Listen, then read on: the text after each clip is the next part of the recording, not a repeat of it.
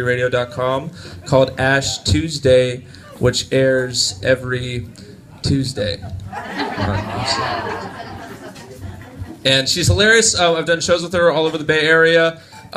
Give a big round of applause for my good friend Ash Fisher, everybody. Ash Fisher.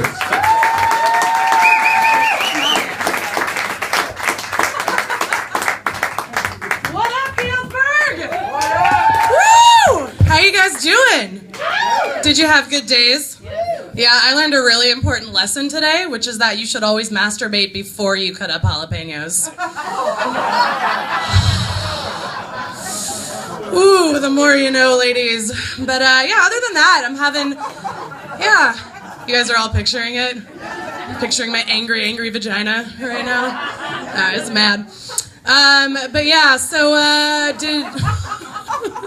and that's it. Thank you guys so much for having me. Yeah. Did you get the thing?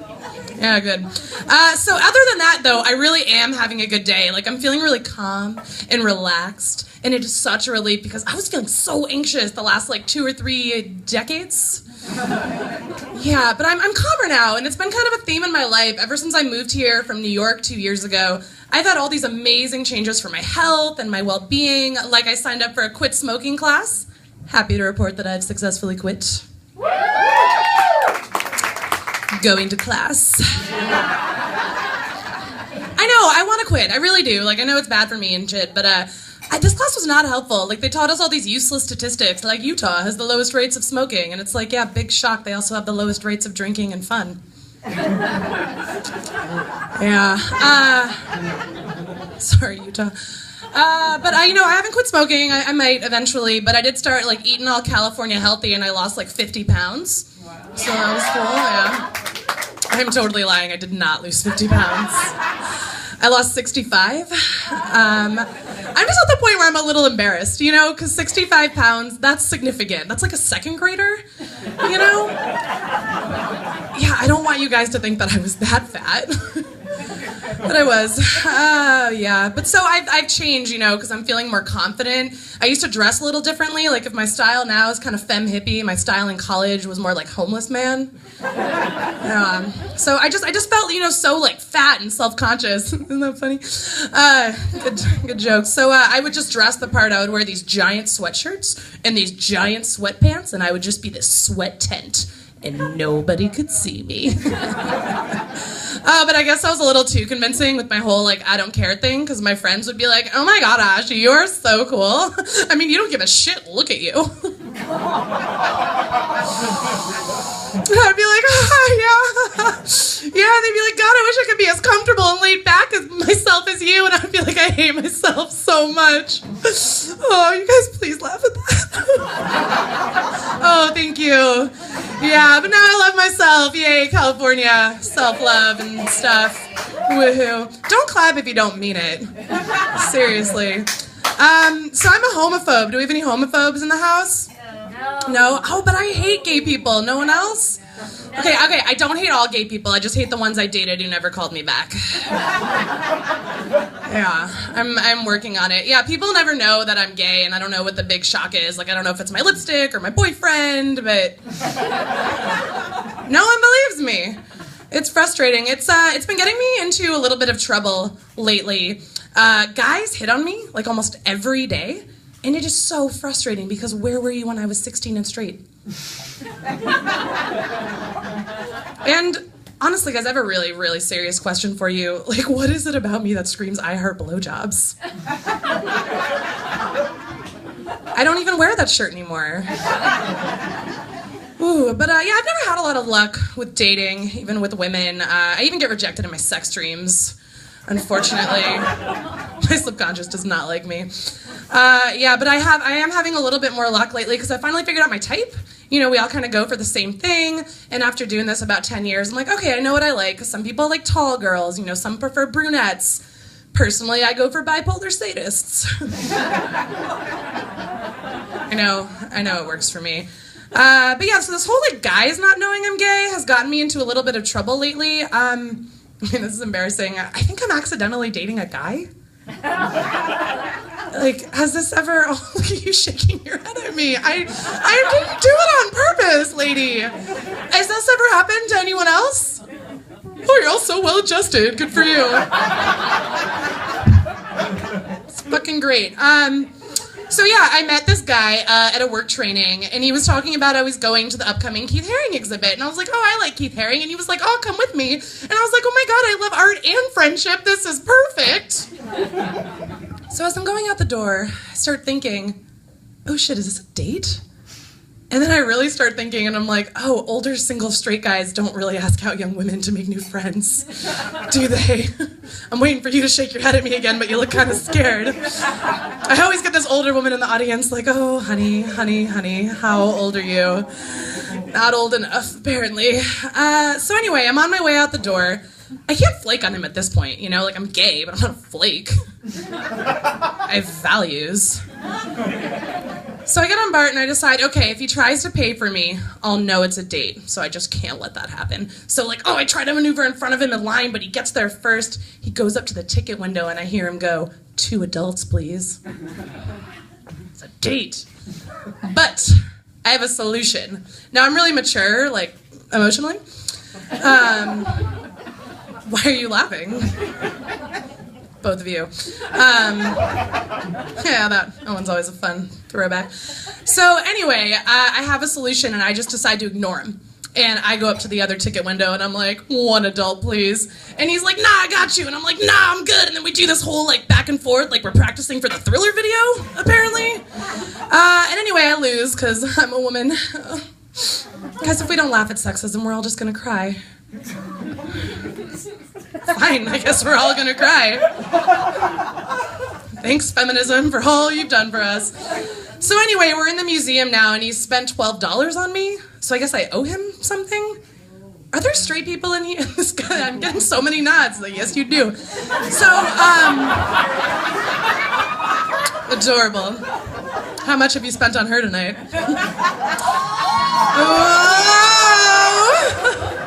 Hashtag crowd work. Professionalism. So anyway, are there straight people here? Like, what is $12 in the straight world? Is that like a hand job? Right? Like a better one than Chris got? Because, you know, I'm like, a hand job, like, it's not like he bought me dinner. Right? Like, it can't be more than that. So I'm thinking about it, and I'm like, no, I don't have that in me. I'm not 16 anymore. I've got to figure out a way to tell this guy I'm gay. And how do I do that? Because, I mean, there's never really a good time to tell someone you're gay. Just ask my mother. I'm just kidding. She doesn't know about any of this. Please don't tell her. Thanks, guys. You and me, Thumbprint. So anyway, then I'm like, okay, wait. I'm in the San Francisco Museum of Art in 2014. There's gotta be some hippie, lesbian, vagina, girl power something, right? Yeah. And there totally was. It was a feminist art retrospective called The Dinner Party, and it was a giant triangle-shaped table full of plates that were vaginas. And it was so cool. So I'm like, this is my chance, and I lead him over to the giant triangle vagina table. I lean over it, I look him dead in the eye, and I say, I'd like to have a meal at this table. Yeah, you guys get it. He didn't really. Yeah. Luckily, he doesn't have a lot of moves, you know, probably why he's 40 and single. So, yeah. Aw, don't insult randos, he'll never see this. So, anyway, luckily it's been a few days. I still haven't heard from him. And I'm just so relieved, because I have a little bit of, like, a fear of confrontation, and I've decided if he does ask me out again, I'm just gonna marry him. You know? I mean, that would be better than, like, a 3-minute talk about feelings. Please. On the other hand, you know, it's been a few days. Still haven't heard from him. Why not? I am fabulous. Thank you. Thank you. Oh, guys, no, guys, please. please. Oh, but yeah, I mean, I don't get it. Like, we had so much in common. He loves Keith Haring. I love Keith Haring. He loves pussy. I love pussy. I just think it could have been a match made in heaven. But in the world of intentional, on purpose, meant to do it dating, I actually have convinced someone to be my girlfriend for over 9 months now. I love how excited everyone gets. They're like, you're crazy, so that's an accomplishment. Good job. Yeah, she turned to me the other day and she was like, 9 months? Wow, we almost could have made a baby. And I was like, well, yeah, if one of us had a dick. I'm kidding, guys. I don't want kids. I made her get a vasectomy like 9 months in. But yeah, so 9 months, like, I'm sorry, like, did the room get smaller? Was that my emotional claustrophobia? That's a joke that's really only funny to me and my girlfriend, but I refuse to let it go. Like, refuse. And I'm still talking about it now as none of you laugh, because I like it that much. Yep, there we go. So yeah, I'm 9 months is not that much, but I've historically been like a little bit of a commitment phobe. Like, for example, the last girl I dated was a 19-year-old alcoholic with a boyfriend. So I'm still trying to figure out where we went wrong. If you guys have any advice, like, after the show, because I think maybe we could still work it out. Yeah. So yeah, I just like, I'm a little bit of like a freaker outer and a runner awayer. Basically, I'm a catch. Yeah. So whenever I find myself starting to just, like, freak out and want to run away, I just remind myself of the best part of regularly dating someone. We all know the best part of regularly dating someone, right? Like, why we get into this in the first place. Shout it out. Sex. Oh, someone's like, sex? Yeah, dude, it's obviously sex. Don't worry, you didn't have to add a syllable. Sex. Like, sax? No, she's not a jazz player. So yeah, and yes, women do fuck each other, for the record. It's not all poetry and braiding each other's armpit hair. That's just foreplay. And then we cry. Oh, I can't wait to get back to San Francisco. Woo! It's because I don't want to tell, like, too many gay jokes. I don't want to be accused of, like, pushing a gay agenda. Activists always say there is no gay agenda, but there's totally a gay agenda. Do you guys want to know what it is? Yeah. Yeah? I'm going to tell you, like, a big gay secret, so you're going to need to be a little more enthusiastic. Yeah. Oh! Thanks, guys. I didn't even have to, like, feed it or anything. You're great. So anyway, the gay agenda is to get laid. That's it. It's actually really similar to the straight agenda. Yeah. Hey, who would hate that joke? My grandma. Yeah. So my grandma's like a good old-fashioned Christian homophobe, and I finally came out to her a few years ago, like, stop living a lie, be an adult and shit. So I call her up. Wow. Oh, I'm glad that was funny. Wasn't to me. Like, you as an adult, that's cute. Yeah, thanks, guys. So I call her up because she lives far away, and we talk for a little bit, then I'm like, all right, Grandma, I have an ulterior motive. I gotta tell you something, and this is really hard. And she goes, oh, what is it? I went, Grandma, I'm gay. She goes, what? I said, Grandma, I am gay. What? So my grandma has selective hearing. So, like, if you're like, Grandma, do you want a piece of cake? She's like, oh, yes, please. But then you're like, wait, don't you have severe diabetes? And she's like, what? I can't hear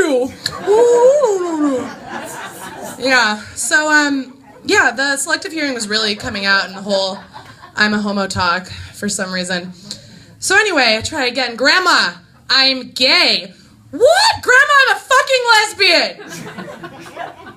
Ooh. Well, I've never met a lesbian before. It's like, dude, you've met me. And then she goes, this is my favorite part, do you like being a lesbian? Like, yeah, Grandma, pussy's pretty sweet.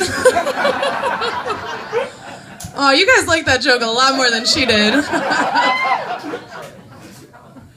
So anyway, it was sad and all that, So then I go to see her recently for the first time since I came out to her. And I was really nervous because my grandma gives these, like, awful grandma hugs. You guys know the grandma hugs? Yeah, this lady knows. That's the saddest look.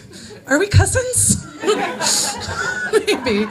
But so like she like hugs you and squeezes you, but the worst part is that she has that awful grandma smell.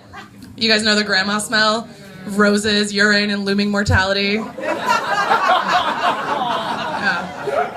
Oh God. Ugh.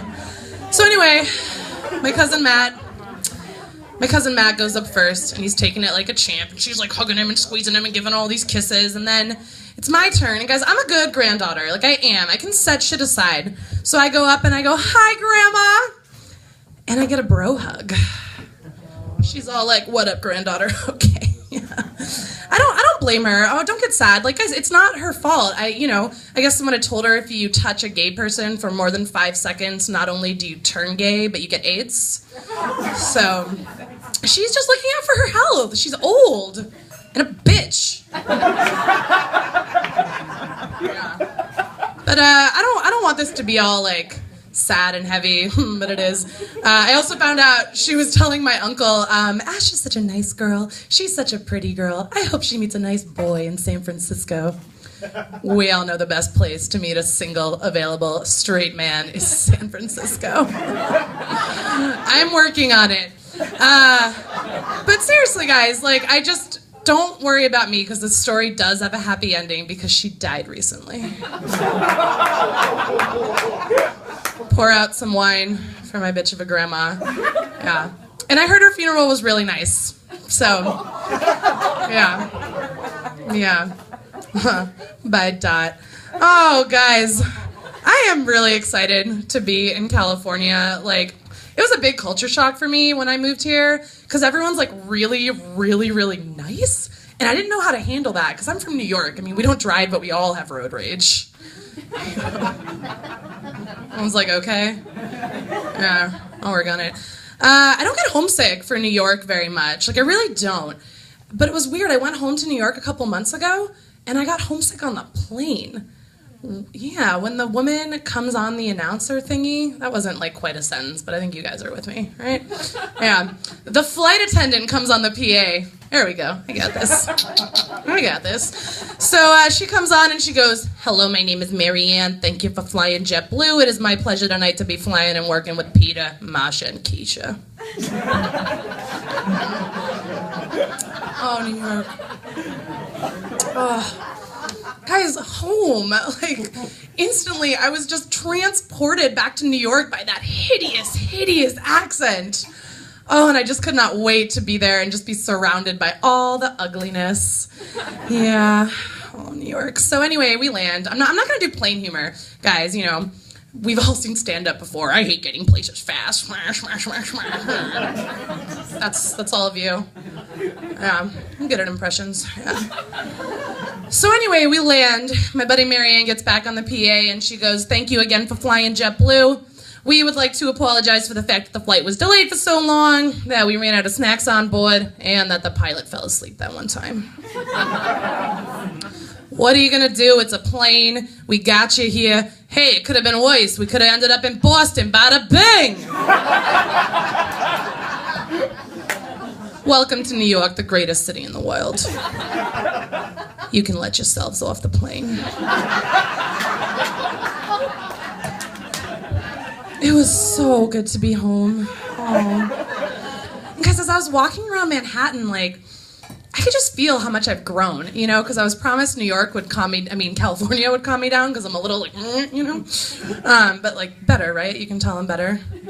You can tell I used to be like super annoying and now it's only mild. Yeah, I get that a lot. So anyway, I could feel how much I'd grown because I'm walking around, and I don't mean to brag, guys, but I'm really proud of this. I was in New York for a full 5 minutes before I flipped someone off. Thank you. Yeah. She had it coming, though, okay? She was giving me the smuggest look from her stroller. No. Guys, it's just like really, really nice to see so many people out here supporting live comedy. Because as a comic, people are like, "Oh my God, you're a comedian. I totally want to come see you do stand-up." And then they don't come. And it hurts, you know? But then I got some perspective recently because I realized every time someone says to me, "Hey, come see my band play," my immediate reaction is, "Oh no, I'm not going to do that." So I'm just going to end on a little bit of advice. Are there any gay people here? Like at all? Just me and my lady. Thanks, Healdsburg. Representing. Okay. I'll have a little more wine. 1 second. Oh, please don't beat me up after the show. Healdsburg. Fuck. So just imagine you're gay, because I have really good advice for all the gay people, or the like bi-curious people, or the people, you know, cheating on their husbands with their girlfriends on the side. Tennis coaches. It's always the tennis coaches, right? Gay and straight. It crosses all barriers. So anyway, one of the great privileges of being a gay person is that you can hit on a girl in the bathroom and it's not creepy. Yeah, that does not apply to you.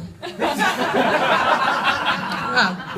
So anyway, this time I met my love. I was in the bathroom at a comedy club, and this girl comes in, and she's so cute. And so I go out to wash my hands. She goes in to pee, and she pees for like 10 minutes. So I had like 10 minutes to come up with a really great line. So she comes out to wash her hands. I go over, I lean over the sink, and I say, "So you really had to go, huh?" And that's my move. And that's my time, guys. I'm Ash Fisher. Thank you so much for coming out.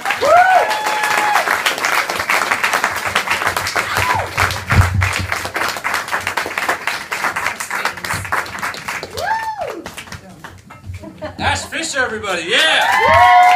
All right. What